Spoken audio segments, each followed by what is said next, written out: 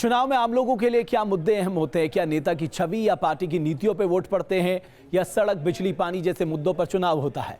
इसकी पड़ताल हम मतदाताओं के बीच जाकर करते हैं। आज हम आपको काशी वाराणसी की एक चाय की दुकान पर लिए चलते हैं और देखते हैं वहां चाय चौपाल पर क्या है जनता जनार्दन की राय।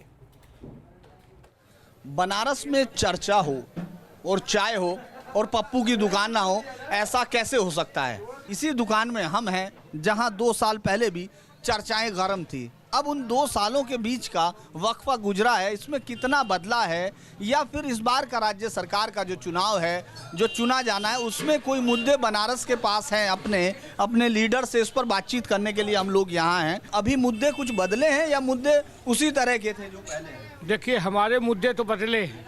हमने यहाँ विकास किया है, सारे तार बिजली के आप देख लीजिएगा अंडरग्राउंड हो गए हैं और सारी व्यवस्था धीरे धीरे ठीक हो रही है। जो लोगों ने, एक पीढ़ी ने घाट की सीढ़ी नहीं देखा था, आज उस पीढ़ी ने घाट की सीढ़ी देख लिया।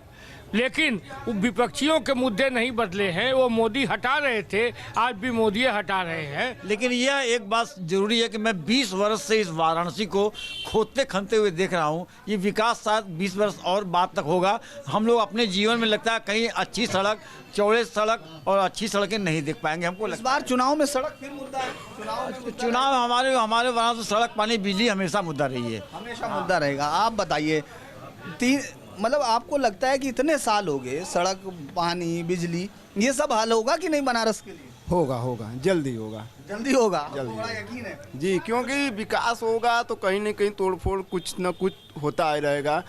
और विकास आगे ले चलने के लिए तोड़फोड़ भी करना जरूरी है। अब जैसे रोड चौड़ी नहीं थी तो रोड चौड़ा हुआ तो भाई तोड़फोड़ जाहिर सी बात ही। यहाँ विकास में रोजगार की बात नहीं है। आपको लग रहा कि कोई रोजगार की बात होती हुई दिख रही है युवाओं की? देखिए, यह जो 2 सालों में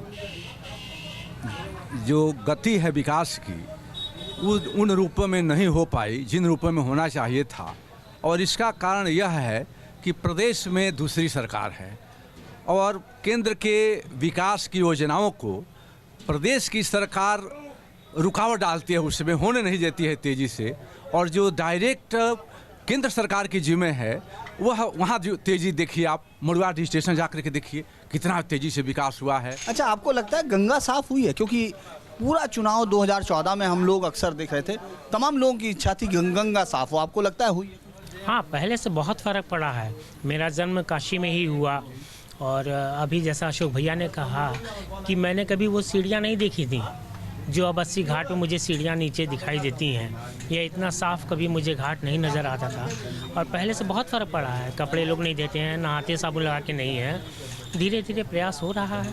नोटबंदी का अगर मैं आपसे जानना चाहूँ, कोई फ़र्क आपको लगता है ज़िंदगी में पड़ा है? वो अच्छा है कि बुरा है? और इस चुनाव में कोई मुद्दा होगी? देखिए, नोटबंदी का असर तो बहुत अच्छा परिणाम आया है इसमें।